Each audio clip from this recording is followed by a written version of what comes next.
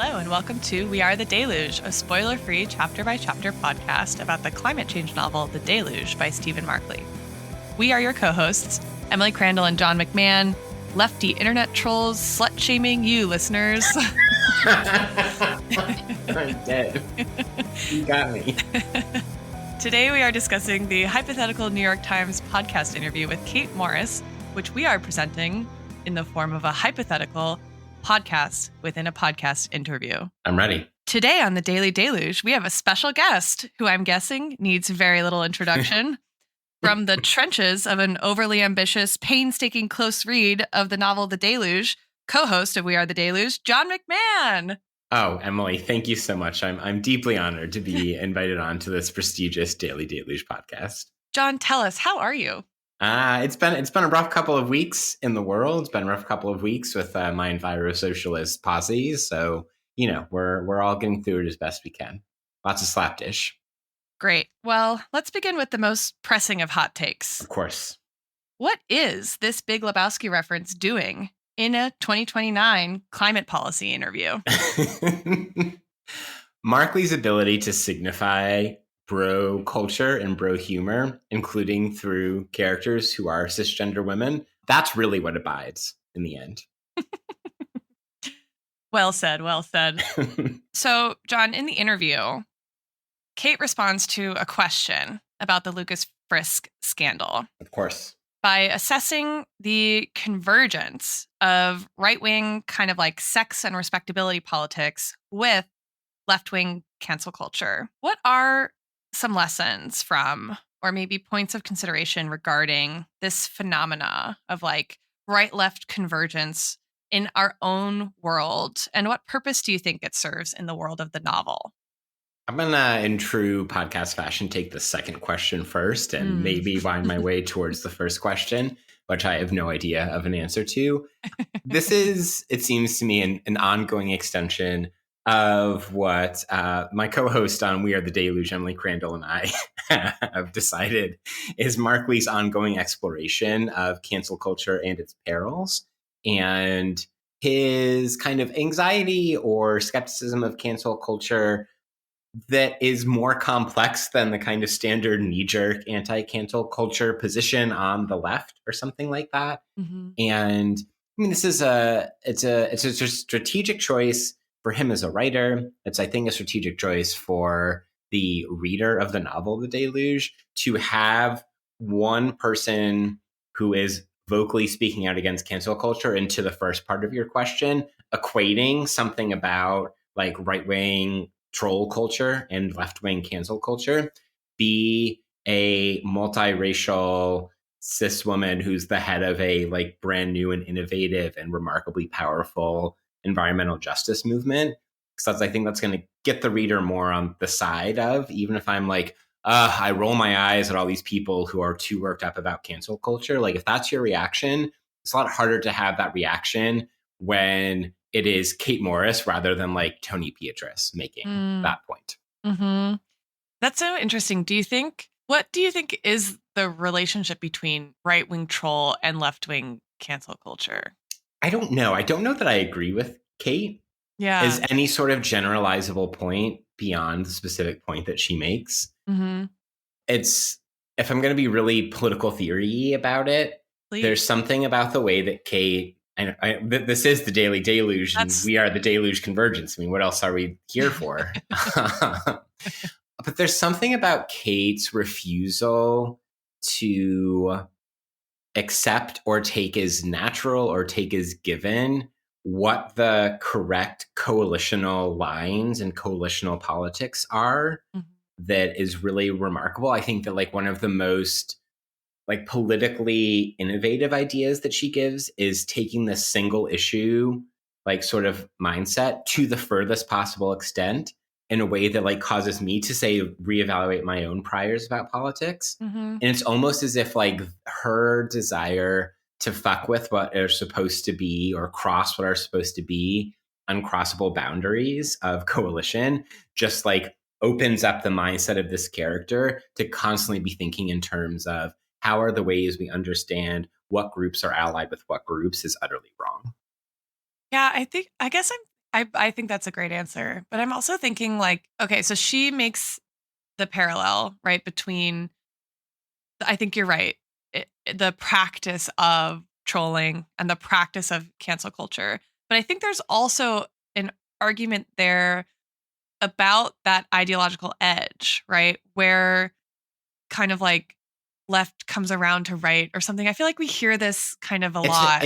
it's the only form of horseshoe theory that I'll accept is the Yeah. Kate Morris one in this instance. But so you think that that I, like that debate is I think it's sort of futile, but I do think it's interesting that it like people keep having it. Right? This conversation yes. like, "Oh, you went so far left, you came back around." Hmm. Right? And Hmm. I guess it struck me here cuz I don't know how to argue with that really in a way that is meaningful and like rigorous, but I want to. Does that make sense? Yeah. I mean, I will say that one thing that strikes me about where Kate precisely locates this like convergence or where the horseshoe like goes all the way around is slut shaming.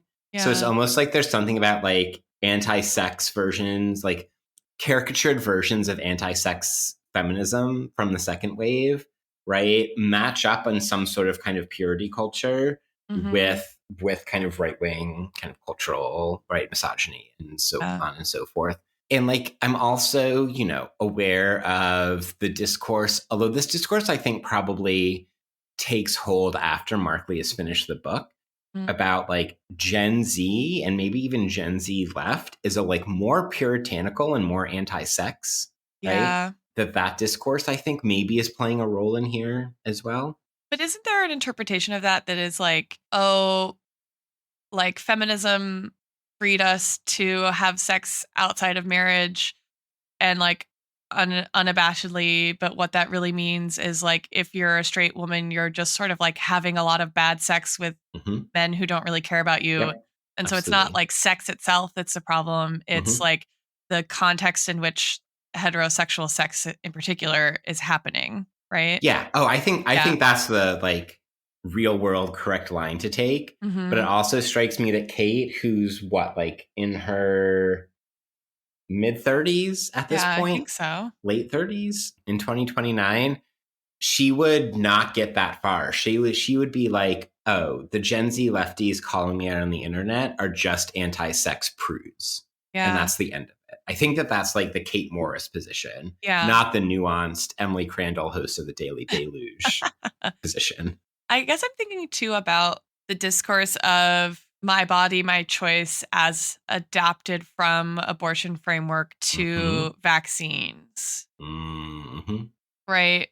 So I don't know. This is not well thought through, but I'm like, there's like a way in which that claim about like what it is we want to be free from vis-a-vis the state, right, actually ends up serving a kind of like vulgar libertarian like Mhm. assessment of the state, and also like a really impoverished like notion of what it means to like be liberated or be free or to have freedom or something like that, that then serves right like conservative state making rather than Yes. libertarian state emptying, if that makes Yeah. sense. Mhm. And that's not neatly along the like right wing, left wing coming back around to be on the same plane. But I think it's the same phenomena. I don't know.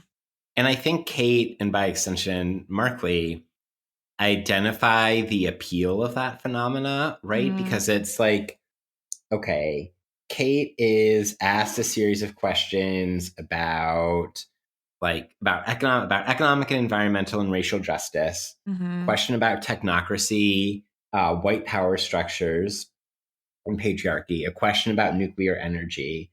And then the fictional host of this, Alana Ofstel, says, not to switch gears from the fate of the planet to gossip, but you've also been in the news recently for blah blah blah blah blah. That I think is one of the most telling lines of this entire interview in terms of what it demonstrates about the what Markley believes are current and projecting into the future, like engagement with gossip qua politics is, or Yeah. something like that.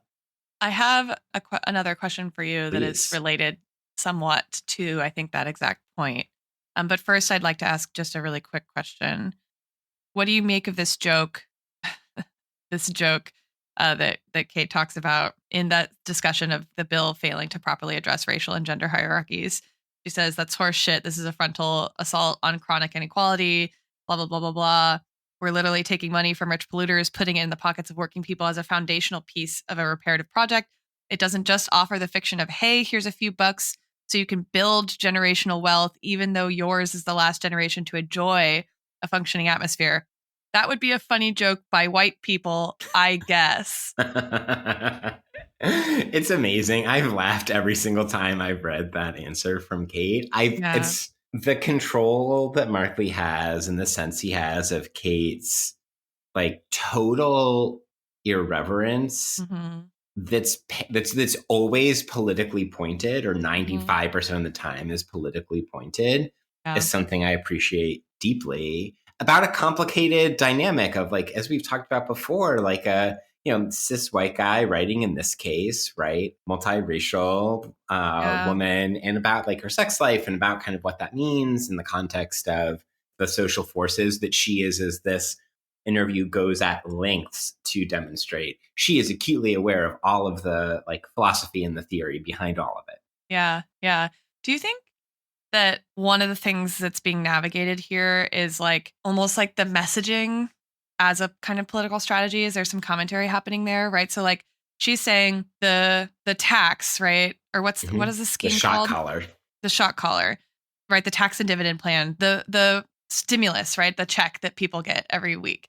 She's like, we're not calling it reparations and we're not calling it gender justice. It's just a straight tax, right? That at its heart is about that literal debt that like companies producing carbon owe to the people. But her critics are saying you don't center economic justice, you don't center gender justice, you don't center racial justice. And she's like, it is reparations, but we're not calling it that. Like, what's going on there in that kind of like resistance to like seeing it as reparative and as part of a broader social justice scheme that is about gender justice and racial justice, or B, like what's going on there in not calling it gender justice and racial justice in the first place? Yeah, I mean, the way I want to read it, and this may just be kind of wishful thinking, is that it's an argument by the character of Kate Morris on behalf of like universalism as a reparative, as a gender justice, as a racial justice strategy. Yeah. Right. Like I'm not going to disagree with the point that like if you just tax a bunch of polluters and just like give it out to everybody, yes, like that I think is a gender and justice and racial justice program, whether we call it that or not. I think the thing that I find most complicated is, I'm at various times in my life, like I would have been the person on Twitter or Slapdish or whatever being like, well, you should call it racial justice. You should call it reparations or whatever. Like we should, be descriptive and honest and like claim universality on behalf of those things. But I don't know if it's just like, as I've gotten older, or the political moments we're living in our world, right? That the appeal of universalist programs, economically populist programs, which like that's I think the phrase that sticks out to me in the context of us recording this right after the U.S. election. Yeah, absolutely. And claiming that as a mantle and insisting on that being the messaging while recognizing that it also has those other effects, it appeals a lot. I agree. Okay, John. Kate defends in this interview her ecofeminism and her strategic political allyship with figures who are not only not feminist, but who are actively hostile to feminist politics. And in doing so, she draws this comparison. So this is on page 238, right? There are undoubtedly components of ecofeminism I find compelling, just like there are components of Marx or Adam Smith or Heidegger I find compelling. But any earth goddess mother hen squawking, no fucking thank you. We'll bleep that out in post. I'm not going to do that. No. So my question is, in our field, right, history of political theory, we debate a lot about kind of like, to be simple, the sort of like ethics or politics or aesthetics, right, of separating the art from the artist, right? So do you think like that's what Kate is tapping into here, or is that sort of rhetorically serve a different purpose? I think that's one of the two rhetorical purposes that it serves, right? Is that precisely the one you identified in a way that's consistent with how Markley is constantly questioning like cancel culture and its cousins, you know? And, you know, this is another, like, we're just going to get Markley on the podcast and just ask him about theory, right? But like, is Markley up on like the Black Notebook? I know. Like, is maybe. Like this line makes like me Heidegger think that he seems like that's quite the pull, right? Yeah. If you're just like, these are some random dudes. Yeah. That was exactly my thought. Sorry. So we got, how much Discipline and Punish did you read? Right? Are you up on the Black Notebooks? Jesus Christ. Okay. So I think that's one of the 2 points. And then the other 2 points is Kate's having zero time for multiple versions of like performative ecofeminism, right? It's the no earth goddess mother hen squawking, no fucking thank you. That's paired for her with like she doesn't feel the need to constantly demonstrate her theory chops or her philosophy chops. She's just like, I'm just going to go do the fucking thing. Yeah. And there's something about that also appeals to me very deeply. Yeah. As someone who's just sitting there with like doing the theory thing, right? I'm doing the reverse of the Kate. Yeah, same, right? It's like, oh, I'm not just finding it compelling. I'm like mining it for stuff and twisting it into something else. And like, how would I teach this? What are the debates, right? And she's just like, it's compelling to me. Yeah. And I'm going to make strategic political allies with people I disagree with on a lot of things for this one purpose. That's one of the best discussions that we had when I taught this book was like Kate's ongoing strategic choice to be like, I don't care what you think about on literally anything else if you fully agree with us on the climate bill. Where did they lean? I think like the most common dynamic was people being like, no way. And then like questioning that over the course of the conversation. Off from so in which case, like that means that Kate worked and Markley worked. Yeah. If that's how it went. Well, John, thank you so much for joining us on the Daily Deluge today. I have one parting question for you. Yeah. Who the fuck is going to want to listen to this interview? Well, they're going to have to listen to whatever sweet deals I'm sure the Daily Deluge has brought to us with your advertising sponsors. Thank you, listeners, and stay tuned for an interview by another host of the Daily Deluge. Hey, John. Hey, Emily. Are you tired of cooking the same meals every week? You know it. And you know what else I'm tired of? I'm so tired of delivery services with too much packaging and a huge carbon footprint. Well, John, it is time for you to try AeroFresh. Whoa. Our meals are handcrafted with local ingredients, minimum packaging, and delivered straight to your door while you are home with our proprietary green drone delivery technology. Amazing. Visit www.aerofreshgreen.com and use the discount code DailyDeluge. Give me some time for a break, Emily. I'm going there right now. This podcast is also brought to you by GreenBookies, the world's first crypto-driven gambling app for climate indicators.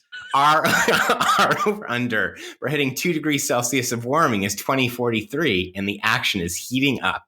Users love our unique betting possibilities, and this week we're offering an odds boost for any parlay, including a wager on next year's polar ice cap melt and number of Cat 5 hurricanes. Just enter promo code DailyDeluge for the boost. And don't miss out on our sizzling futures market for upcoming IPCC reports. That's GreenBookies with a $sign, not an S at the end. Available now for iOS, Android, Slapdish, and Neuralink. GreenBookies, because the heat death of our uninhabitable Earth can still put some green in your crypto wallet. We'll be right back. John. That's going to exist within a couple of years. If it doesn't already. Wow, that is incredible. All right. Welcome back to the Daily Deluge. I'm your host, John McMahon. With us is one of the hosts of We Are the Deluge, Emily Crandall. Emily, thank you for taking time out of your busy schedule and your extensive reading and theorizing to join us on the podcast. John, thank you so much for having me. first question for you. How chuffed were you precisely when Markley wrote Kate to drop a Maria Mies reference in The Deluge? John, I'm so glad you asked. I did. There was a squeal. It was audible, and there was a chuckle that accompanied it. Beautiful. One of, I mean, also just like by last name too is so hot. Don't need to trot out the full name, just the Mm-hmm. Mies. It's like one of, it felt almost like he was writing it to me for Uh-huh. me. Maybe you can answer this question that I did not look up the answer to ahead of time, but who's Ben Holt Thompson? Are I you actually familiar don't. with this I reference? don't know who Ben Holt Thompson All is. right, Yeah. we'll have to get our producer on that. Hmm. So a more serious question, Emily. What do you think Markley is doing with all of the journalism in book 2 of The Deluge? We have obviously this podcast interview with the New York Times podcast. We have the New York Times Boomer op-ed. We have the Rolling Stone article on 6 Degrees. We have the Vanity Fair profile of Kate. Of course, the headline splash. What is this book's position on the media? That is a great question, John. I think my instinct is to say there's at least two things going on here. One, I think stylistically, sort of giving us access to these plot points and these characters through interviews and reporting is a way to kind of get a pulse on like the public in the Mm, world of the novel. hmm And we know in our world that the media is not a perfect, like one for one, like representation of a public sentiment, but it is part of the ecosystem of public sentiment. And whether that's you hate the media, you think the media is lying to you, or You whether are the media. or you are the media, Yeah. or you like trust the media and you look to it for information about your world, right? And or like some degree between or around those things, right? And like you may work in media and have criticisms of media. Yeah. And I think it's important to, right? I think we have a tendency, or at least I've noticed this in my students, that students have a tendency to talk about the media as Yeah. kind of singular entity with that is somehow it's like in society, but not of society. hmm And it is almost like a conscious or it has a singular consciousness maybe. And I just think It's that like the Foucault intentionality of yeah, power, you know. and I think that is tempting, right? Because Absolutely. we do want to think about the media as an institution with impulses, practices, values, but that also is comprised of people who work in it and laws that regulate it and hmm people who violate those laws, people who disagree with those values, right? And imbrications of technology and capitalism that Yeah. structure it. Yeah. Yeah. And so I my sense is that like it's one like I said kind of an insight into what people in the world of the novel are thinking. But I think it also is making a kind of argument maybe there's a meta kind of function which is it's asking us to think about maybe something like the problem of reliable narrators. Um, Mm-hmm. so, like, we get these points of view from the characters themselves, and then we get right the world filtered through reporting on Yeah. it. And so, I think there's a question that maybe Markley is asking about what information we trust and why we trust it. And maybe we're supposed to think twice in these media interludes about what it is we're getting. But that doesn't mean that Markley's saying media is bad, don't trust the media, right? I agree. Like I don't think the message is conspiratorial, like the media Yeah. is out to get you, man. I really don't at all. But I think that there's a keen sense of the foibles Yeah. of mainstream media attempting to grapple like with youth politics, if we're Uh-huh. going to be really awkward about it, or radical politics, Mhm. right, in a slightly different vein. And that each of the examples, right, all shows like a slightly different flaw in how the media tries to grapple with radical politics, environmental politics, and or youth politics. Although I think like the best example of the media in all of those is probably the Rolling Stone article on 6 Degrees. Yeah, Like, I I think think so. that's the least foibled of them all. Well, I guess that we know. Yeah. Right, because there's your point about unreliable narrators, and like to ask this in the form of a question like a proper podcast host. Do you think that if we're being asked a question like the reliability of narrators vis-a-vis the media, that that extends to the various genres, forms, and perspectives of the main characters and POV characters of the novel? I hope it does. I think the question of the reliability of the narrator is, to my mind, it's not just like a rumination on the human condition. And it's not that, but I agree with you. But it's not just that. Yes. And I also don't think using it as a device is merely commentary on what we're willing to believe without thinking critically about it. I think the question is a question about epistemology. It's a question about... It always is. About like how we make sense of the world, right? And there's always kind of a question around like what the difference between what we know and what we believe, right? And like where do we even draw that line sort of for ourselves, or are we even asking that of ourselves? And I think to just float it in the background but not commit to it, right? Like as far as I recall, and I hope this isn't accidentally like a spoiler, but as far as I recall, there's not like an obvious use of that. It's subtle, right? Yeah, that's how I would categorize things to come. So I think it's about like the reader as a player in a world that is almost in the world of the novel. If that makes sense. Yeah, it makes perfect sense. But that is my like meta take on it. This is why we have one of our foremost epistemology podcasters, you, on the Daily Deluge this afternoon. So we appreciate that answer deeply. Always happy to talk about knowledge. The politics of knowledge, John, as you know. Speaking of the politics of knowledge, Emily Crandall, what did you make of Kate Morris's criticism of 6 Degrees on page 238? Yeah. Because this is a very stark line in the sand, right? That Kate draws. And, we kind of continually get over the span of book 2 this competing narrative of 2 different approaches to the climate crisis. And, I know that you on We Are the Deluge have started to kind of explore that dichotomy, but, now is a great time to expand.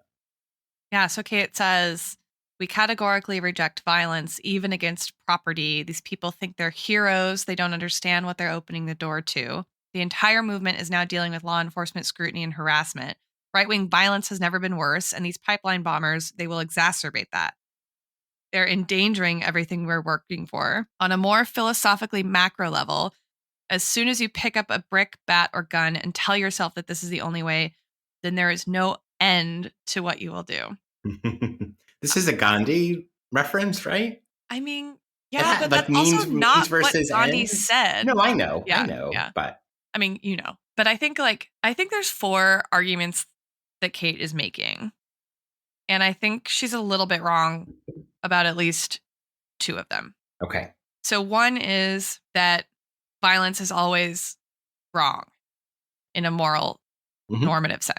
Yes. One is that violence is wrong in this case because it is opening the door to more violence that is going to be counterproductive to the movement. One is that there is no qualitative difference between left-wing violence and right-wing violence, but they are related because left-wing violence causes more right-wing violence.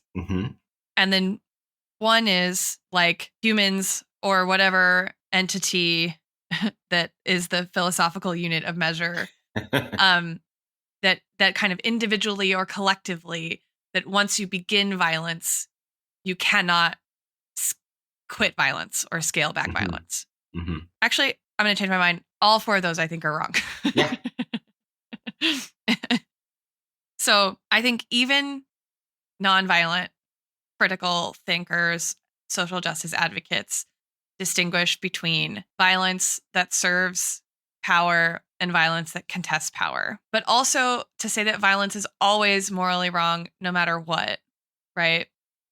Is, I think, to equivocate between an act of protest and an act of repression. So, like, and if we want to talk about violence kind of in the abstract, so like deprivation of food, right, we can say is a kind of violence. To be, Right. right, to give, Structural and slow violence, right, is right, a relevant yes, category here. exactly. And so to say all violence is bad all the time is to say it's just as bad to, I don't know, kill the one guy who's blocking the door to the place where all the food that could feed 100,000 people behind this gate is stored. That is just as morally wrong as hoarding all that food so those 100,000 people starve. And I'm Mhm. just like, I don't think anyone who works in like anything except maybe super ideal abstract analytic philosophy would argue that those are the same kinds of violence and that there aren't conditions in which the one is acceptable, right? And there are like less abstract kind of cases to be made for that, right? That like it makes sense to um and this is like the Black Panther kind of claim, Yep. right? Like we have to arm ourselves not because the goal is to like kill all white people, but because one of the systematic features of our oppression is arbitrary proximity to and vulnerability to death by guns, right? um Well, and that particular point goes back to what you were saying kind of about media or kind of political narrative and the way it mhm, takes shape. Because like something that took me a long time to realize, and there's some great books on this, like I'm thinking about Charles Cobbs's This Nonviolent Stuff Will Get You Killed. mhm, But like there's this oversimplification of something like the story of the Panthers and the yeah, Black freedom struggle because it overlooks the way that whether it's like an organized effort like the Deacons for Defense or whether mhm, it's like a more kind of ad hoc sort of thing that you had like armed collective self defense like was an essential part of the work that like SNCC and to some extent the SCLC did, yeah, even if they were themselves not the ones carrying, yeah, you know, but yeah, like they were staying with people who had weapons in the house to provide that kind of self defense, right? So like Cobb is really good on this. There are a couple other books, but yeah. that's the one that comes to mind. So I think that deals with the first interpretation or argument. The second one, sorry, I'm giving like a really long answer to this question. That's all right. AeroFresh and Green Bookies gave us a lot of money, so Great, we can go for it. beautiful. Okay, I think the idea that violence is going to, in this particular case, like thwart the object, which is to work in conjunction with institutions of politics and power, right? So Kate says they think they're heroes, but they don't understand what they're opening the door to. The entire movement is dealing with law enforcement scrutiny and harassment. The flip side of that is that the movement, because of its goals and strategies, needs law enforcement to like to some extent be a co-conspirator with it in order for those Mhm. goals to be realized. So I think Kate is like assuming that their goal and her goal are the same goal, first of all, and be like betraying a kind of unwillingness to confront what it means that her goal requires complicity with law enforcement, which is, I think she doesn't say this explicitly, but it's implied in the formulation of this particular version of the argument, which is an institution based on violence, like literally in the kind of Max Weber Definitionally sense. so. Yeah, Yeah, right. exactly. Yeah. Yeah. Monopoly on the legitimate use of Mhm. violence. Like the law enforcement is the arm, one of the arms of legitimacy in this monopoly on violence. But also that like law enforcement are violent, right? This is like well documented in, like studies on prisons, on abolition, on in Black Lives Matter movements, that kind of thing. So I think she's like both wrong there in terms of um drawing equivalence between the goals of the two movements, and b like failing to like confront what it means for her to need law enforcement.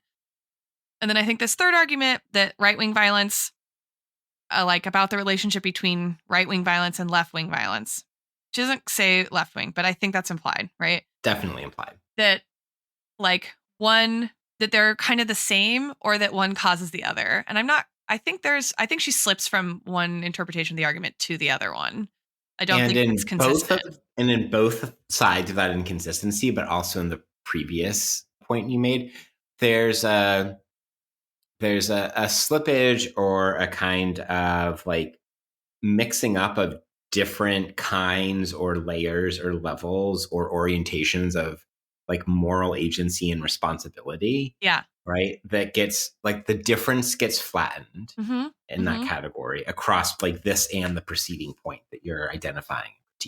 Yeah, I think that's exactly right. And I think that there's what it's doing here is sort of sidestepping how the question of legitimate violence, right, circumscribes like deserving kind of victims of violence. Yeah.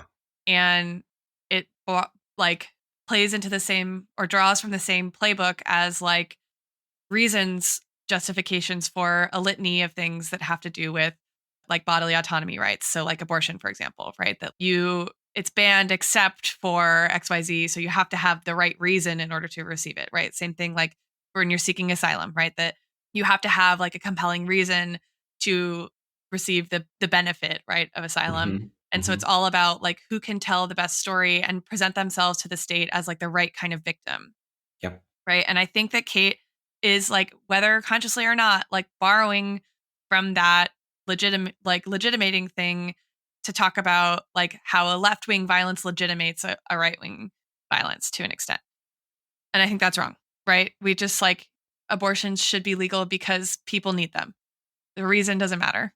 And then the last one, I just think this reads like dead white dude making social contract theory, like hypothesizing about the state of nature. Like if you're in the state of nature and you pick up a brick, like there's no end to what you'll do, right? It's just like it is a little bit giving Hobbes, right? Yeah. Like haven't we moved beyond this, Kate? Like that one is the one I think, given the rest of her like savviness with theory, that is most disappointing to me. That last point is very interesting because it does make me, back to your point about unreliable narrators, make me question, how is Kate trying to balance whatever theoretical and philosophical background she clearly has, as we discussed in the first half of this Daily Deluge episode. I don't know how to describe it anymore. I'm lost in the maze. Versus what she needs to say because she /FBF /just Kate decided was the strategy of, as you said, working within all these institutions. Right? This is a little bit of like, what do I have to say? Because like we actually can see the end or an end or a major initial first end. And then the question would be what comes next. But the legislation is close. And like, maybe she would agree with all of those critiques on all of those points on some level. And because she is so focused on the praxis, right? In a, not necessarily in a Marxist sense, but like in a, lefty sense of the term, that she's fine to sacrifice the kind of like philosophical coherence or integrity. And I also just think, right, like which is legitimate. Like I get that from her position in the plot of this novel. But all four of those takes on violence, like taken together, I think undermine something that I think she would believe in, which is that like colonized people have a right to resist colonization through violence. And I just like, I don't know. But then we're back to like the co-opting of things on the right, which is like, how do you distinguish the right to resist colonial violence from the right to self-determination of a settler colonial state, right? I mean, I don't think it's difficult. Having that conversation literally in class yesterday. So yeah, like to me, those are not the same. So saying how are they different is not hard, but and I think Kate would agree, but I mean, given the Maria Mize, the Federici reference that happens in this interview, I think we can safely say that. Emily Crandall, unfortunately, we're running out of time. Can I give you a couple lightning round questions? Oh boy, okay. Has Kate Morris convinced us that we should give up on identity politics forever? Yes or no? Not identity politics as Combahee River defines it. Perfect answer. Just what I was hoping for. Second lightning round question. Similarly, easy question that's framed in a completely fair way. Is Kate an ecofeminist? Yes and no. Well, beautiful. Last question for you, lightning round style. One word answer only. Is Kate a climate Mao, climate Leviathan, climate behemoth, or climate X? Mao. Ooh, I think that's right. Wow. I think that's right. Emily Crandall, you've been a wonderful guest. We'll have you back. Hopefully it's not so long next time. So, listeners, we hope you've enjoyed this episode of the Daily Deluge. Make sure you go get your AeroFresh meals and enter your wagers on the GreenBookies with the $ app. They're, waiting for your business and have some beautiful promo codes for you now. Daily Deluge, both of those promo codes. Hit them up. Emily Crandall, thank you for joining us on the Daily Deluge. Thank you, John. And listeners, thank you for joining us on We Are the Deluge. Yeah. Up next, we've got the second Jackie chapter. The end of book 2. We'll have made it through all of the characters twice. Wow. By the end of the Jackie chapter, entitled How to Stop a Revolution, also set in 2029. Can't believe we're almost done with book 2. I know. I think it's the longest single book other than The Siege. Wow. Whatever book that's in. Thank you for joining us on an episode of We Are the Deluge. And we are the Deluge.